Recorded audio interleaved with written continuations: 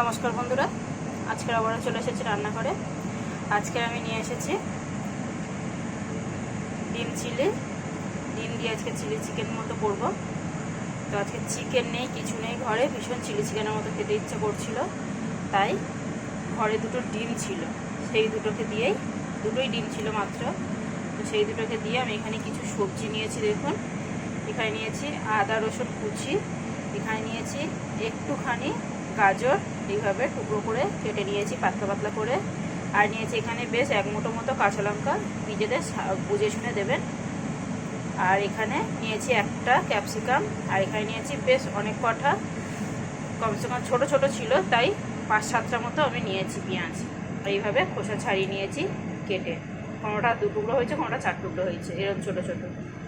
আর এখানে নিয়েছি একটা ছোটো সাইজের টমেটো, সেটাকে ওইভাবে টুকরো করে কেটে নিচ্ছি। আপনাদের যেমন পছন্দ তেমন করে কেটে নিতে পারেন, ছোট বড় যেভাবে ভালো লাগে।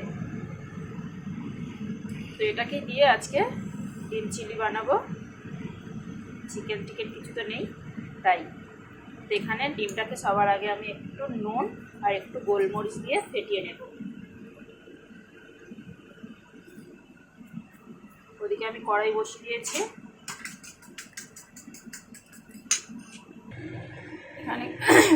এখানে কড়াই গরম হয়ে গেছে, কড়াইতে দিয়ে দিচ্ছি একটুখানি তেল, ডিমটা ভাজার মতো।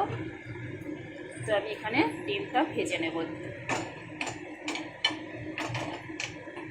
দেখুন, খুব বেশি তেল দিইনি, একটু গোলমরিচ আর নুন দিয়ে ডিমটাকে ফেটিয়ে নিয়েছি। এবারে একটু ভেজে নেব, মানে মোটা মোটা করে ঝুড়ি ঝুড়ি করে নেব, ভুজিয়া মতো। আমি অমলেট করার নিই, আপনাদের কিন্তু চাইলে অমলেট করে মোটা করে ভাঁজ ভাঁজ করে ভেঙে নিতে পারেন, কিংবা সেদ্ধ ডিম, কিংবা ডিম ফাটিয়ে যে ভাপিয়ে নেয় সেভাবেও করতে পারেন, পনিরের মতো পিস পিস করে কেটে। তো এখানে দেখুন,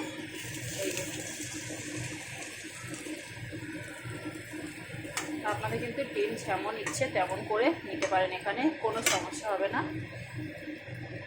যেটা ভালো লাগে, যার যেটা পছন্দ, অবশ্যই সেরকম করেই নেবেন। এখানে দেখুন, আমি এরকম ভেজে টুকরো টুকরো করে ছিঁড়ে ছিঁড়ে মানে ভুজিয়া মতো করে নেব, আর খুব বেশি করবো না। এখানে দেখুন, আমি ডিমটাকে পুরো ভেজে নিয়েছি। এইভাবে আমি অন্য একদিন সুন্দর করে ভালো করে ডিমের অন্যভাবে করে চিলি করে দেখাবো, ডিমের অন্যরকম চিলি তরকারি করে দেখাবো। আজকে অ্যাকচুয়ালি ইচ্ছে হলো, আর ঘরে কিছু ছিল না, তাই এইভাবে করছি। তবে হ্যাঁ, যেইভাবেই করুন না কেন, পুরো ফ্যামিলি খেতে পারবে এইরকম সবজি দিয়ে, আর ভালোও লাগবে। সেটাকে আমি এবারে তুলে নেব। এখন কড়াইতে আবার তেল দিয়ে দিলাম।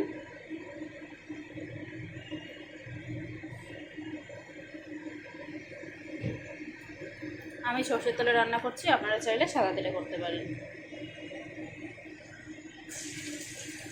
আদা রসুন কুচি দিয়ে দিলাম, সাথে এখানে দিয়ে দেবো গাজরটা। কারণ গাজরটা শক্ত, তাই একটু নাড়াচাড়া করে নেব। তো এখানে দেখুন, আদা রসুন আর গাজরটাকে বেশ সুন্দর করে ভেজে নিয়েছি, বেশ লাল লাল হয়ে গেছে। এখন আমি এখানে ক্যাপসিকামটা দিয়ে দেব, দিয়ে হালকা করে একটু ভেজে নেব। সাথে দিয়ে দেবো কিন্তু কাঁচা লঙ্কা।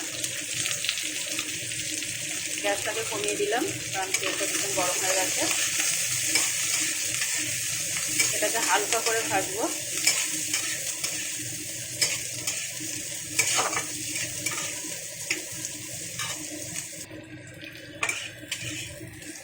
দেখুন, হালকা করে আমি ভেজে নিয়েছি, গ্যাসটাকে মিডিয়ামে রেখে। এখন আমি এখানে দিয়ে দিচ্ছি পেঁয়াজ আর টমেটো, বাকি যে সবজিগুলো ছিল সেগুলো দিয়ে দিচ্ছি। আমি কিন্তু এখনই নুন দিচ্ছি না, কারণ তাহলে সবজিগুলো একদম মিশিয়ে পড়বে। এই সবজিগুলোকেও একটু হালকা করে ভেজে নেব আমি। যতক্ষণে ভাজা হচ্ছে ততক্ষণ আমি সসটা রেডি করে দিই। এখানে নিয়েছি একটা বাটি, এখানে দিয়েছি দেখুন 1 প্যাকেট চিলি সস। আমার কাছে মানে বোতলেরগুলো সব শেষ হয়ে গেছে, তো প্যাকেট আমি নিয়ে এসেছি। প্যাকেট ছিল ঘরে, সেটা নিয়েছি। এখানে নিয়েছি প্রায় 1 চামচ মতো হবে। আর এখানে নিয়েছি টমেটো সস 2 প্যাকেট। এটাকেও এর মধ্যে আমি ঢেলে নেব। এখানে সসটাকে ঢেলে নিয়েছি। 1 চামচ নিয়ে নিলাম সয়া সস, এই যে। আরও 1 চামচ নিয়ে নেব ভিনিগার। এবার এটাকে একটু ফেটিয়ে নেব। এখন সবজিগুলো দেখুন খুব সুন্দর করে ভেজে নিয়েছি।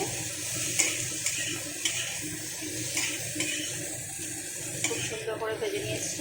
এখানে দিয়ে দেবো এবারে আমি স্বাদ অনুযায়ী নুন। এখানে আমি যেহেতু সয়া সস তো দিয়েছি, তাই নুনটা বুঝে শুনে দিতে হবে। যেমন গ্রেভি রাখবেন সেই বুঝে দেবেন। আর এখানে দিয়ে দিচ্ছি 1/2 চামচ গোলমরিচ গুঁড়ো।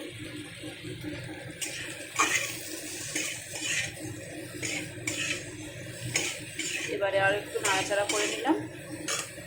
এবারে দেখুন এই যে এটা প্রায় হাফ বাটি মতো হয়ে গেছে। সসটা দিয়ে দিলাম।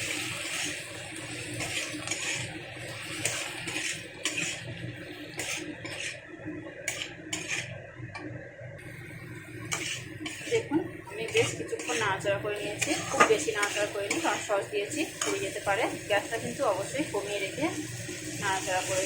এখন আমি এখানে দিয়ে দিলাম জল। আপনারা বুঝে শুনে জল দেবেন। এখানে কিন্তু খুব বেশি পাতলা হবে না, আর একদমই টাইট হবে না, একটু হালকা গ্রেভি হবে। তো এবারে আমি এটাকে ফুটতে দেব।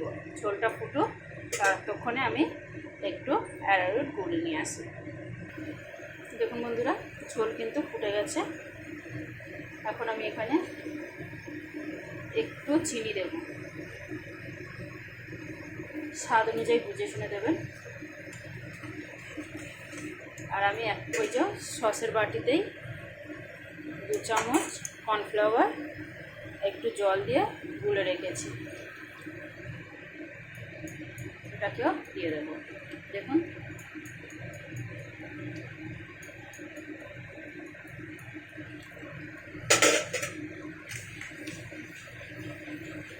এখন এটা ফুটলে একদম গাঢ় হয়ে যাবে, ঠিক হয়ে যাবে। কিন্তু কিছুক্ষণ ফুটবে, আর যেহেতু ডিম তো অনেকটা জল শুকিয়ে নেবে। এবারে আমি এখানে ডিমটাও দিয়ে দিলাম।